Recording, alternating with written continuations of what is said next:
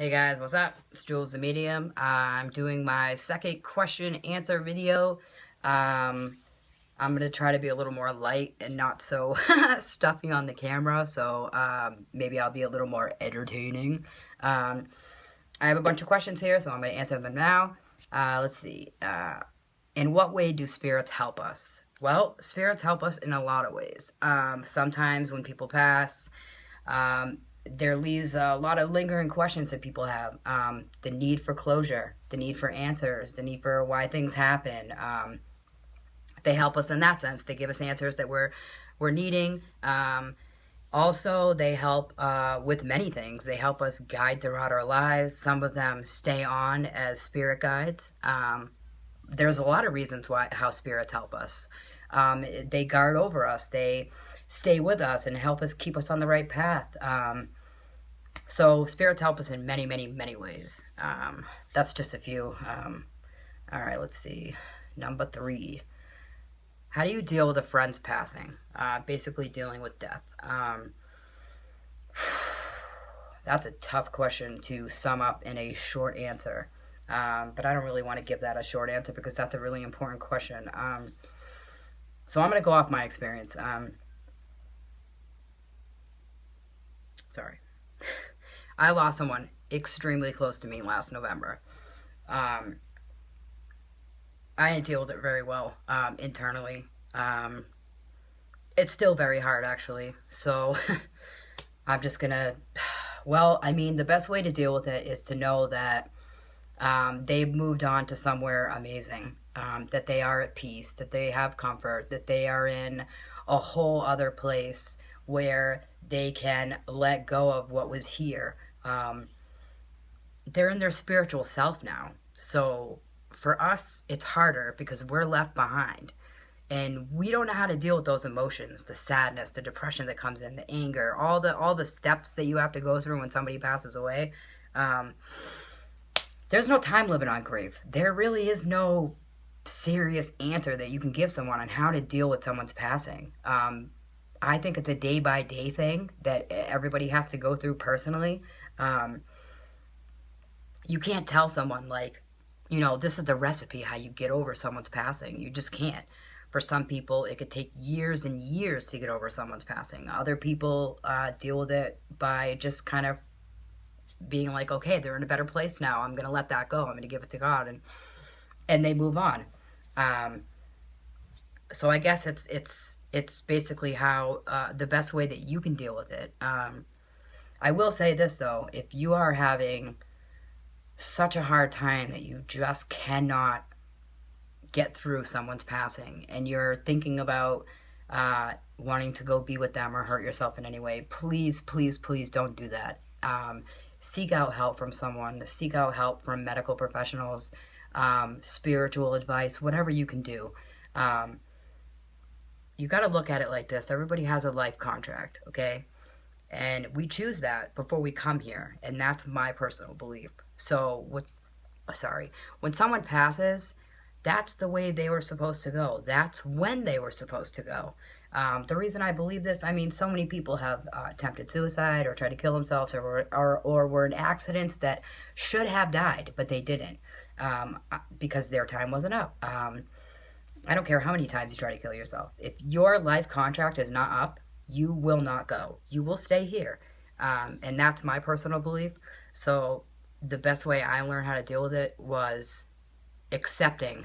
Accepting is the hardest part. I had to accept that it was her time to go. I had to accept that it was meant to happen that way. And that was the hardest part. I don't lie to people. I'm not going to sit here and say that, you'll get over it with time, because that's not true. You never get over it. You basically just have to learn how to start over again without that person in your life. I guess that's the best way that I can answer that question. Jamie, shout out to you. That question was from you. Love you, girl.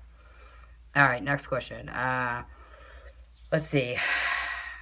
How do spirits communicate with those who are not gifted? Honestly, anyone can communicate with spirit. anyone can. I mean, everybody has this. It's just a matter of tapping into that. When we're little, we see things, we hear things, but you know, as we grow older, society tells us it's not real. You know what I mean? So we kind of let go of that. But you can tell when spirits are around. A lot of people can feel it. You can feel the difference in the air. You just got to pay attention to the little signs. They do try to communicate, even if it's the littlest things like moving something or making a noise or trying to get your attention. Basically, what I tell people is if you think that something has been there or someone tried to give you a sign, they have. So don't take those experiences and just kind of toss it out the window like, oh, it's probably nothing. Because when you get that feeling inside, kind of like that gut feeling you get when like the phone's going to ring or you know who's at the door, that is your spirit self telling you that something is going on. So that I say pay attention to that. All right, let's see. Here we go. What happens when we send love and light to someone? Is it really helpful? Of course it's helpful. The moment that we put someone in our mind to send them good thoughts or we put it out into the world, once you put that intention out there, it's there. If you send someone love and light because you're thinking about them, the moment that you think about them, you've already sent that love and light to them. It absolutely helps. I personally believe that absolutely helps. It's like an affirmation. As soon as you put the intention out there, as soon as you write it down, it comes to be. So it's kind of like the same thing with sending someone light and love. You don't have to do rituals or light things. It's just a matter of putting that intention out there. I'm praying for so-and-so. And as soon as you do that, your prayer's already out there. Your prayer's already reached them. It's gone. All right, here we go. I got a sugar high, so you're going to have to... All right, my teeth will stay in. All right, that's a funny medium. That's a joke. I'm rambling. All right, let's see. Yep, don't know how to answer that one. All right, next one. Do you actually see spirit in physical form, like dressed in jewelry and stuff? I have, but it's not very often that I see spirit in a full physical form. The way I see spirit is through my mind's eye. Sometimes I'll be given description or details of what they look like. As far as seeing them as like a picture in my head, that's very rare. I see shadows and stuff like that, but I can't, look over your shoulder and be like, hey, Uncle Henry's behind you. He needs to shave his mustache. Like, I don't see them like that, like crystal clear like that. I have, but it's, far and few between. I think I just said that backwards. That's okay. All right, next question. And as you can tell, this is completely unedited. Do pets reincarnate into a different soul, human or animal? Absolutely. I absolutely 100% believe that animals do reincarnate. Absolutely. I don't know any other way to answer that. It's my personal belief that I pick up on spirit animals all the time. So they're definitely on the same plane as human beings as far as the spirit world goes. We all go to the same place. So yes, I absolutely do believe that animals can reincarnate into other animals. Whether they reincarnate into human beings, I'm not sure. I'm sure it happens. We're all spirit form. So when we're over there, it really doesn't matter. So I suppose an animal could reincarnate into a person and vice versa. Do we know that for sure? No. Let's see. Why do suicide victims either refuse to come through? Hold on. I wrote that ridiculously stupid. Why do suicide victims either refuse to or cannot come through? Okay, I don't think it's necessarily a matter of them not coming through. As a medium, when you sit down and do a reading with someone, you never know who's going to come through. You can try to channel someone all day long. It doesn't necessarily mean you're going to be able to reach that person. It's all up to spirit. We're just the vessel that takes the message and gives it to you. So I don't believe that they refused to come through. It's just a matter of they didn't for whatever reason, and I wouldn't even begin to know that. I almost dropped the camera. Okay.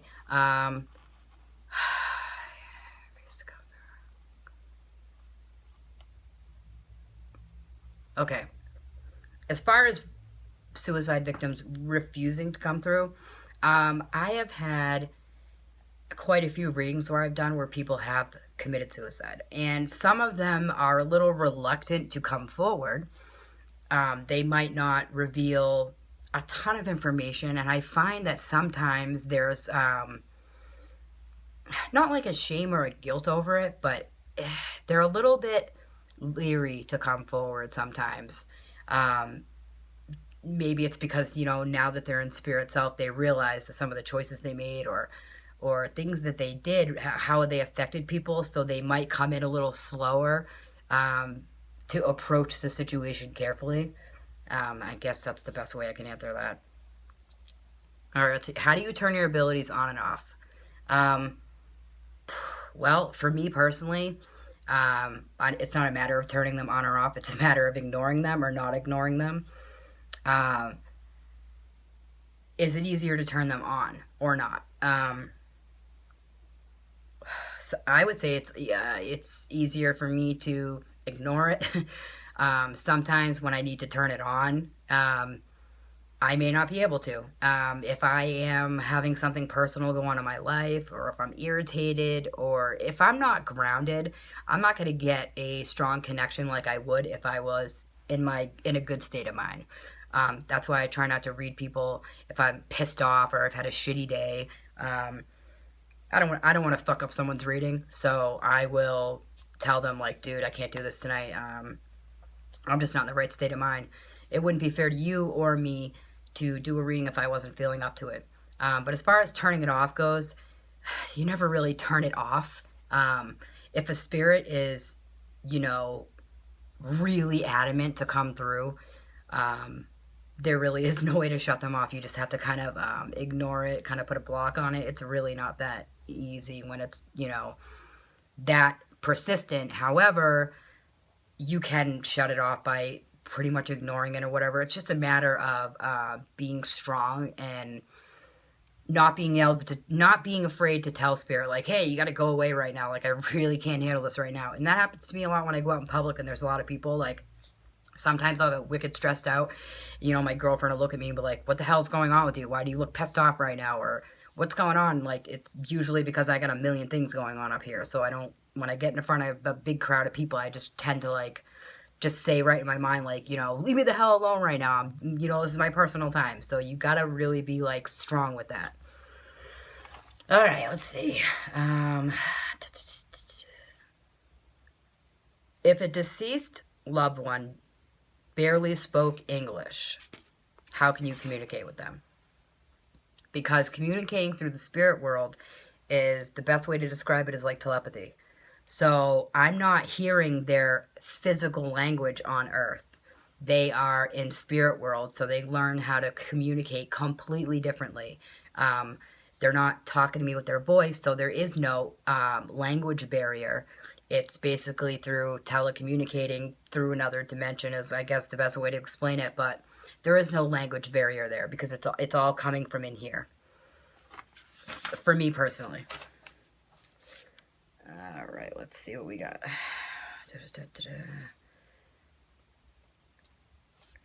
Are we done? I think we might be done here. Okay. All right, those were all the questions I had asked tonight. I hope I answered them to the best of my ability. I know I was a little hyper and whatever tonight, but I guess I'm just in a good mood. If you have any more questions, you can submit them to me. You can message them to me in any way you want. I'm going to be doing this probably like every week now, so whatever questions you have, come on through. I love doing this. I want to thank everybody for the support that they've given me. I'm almost up to 600 members on my Facebook page, so that's completely awesome. I'm super stoked about that. I am taking appointments for in-person and messenger readings for next week. I have a few slots available there. So just get in touch with me, Jules the Medium, on Facebook. And I have a Twitter too, but I never really use that. People on Twitter are, I don't know, it's kind of, Twitter's weird. I got some weird people messaging me. I won't even get into that, but yeah, just contact me on Facebook. I'm right under Jules the Medium. I already said that, and now I'm just repeating myself because I don't know what else to say. So Have a good night, and I'll talk to you soon.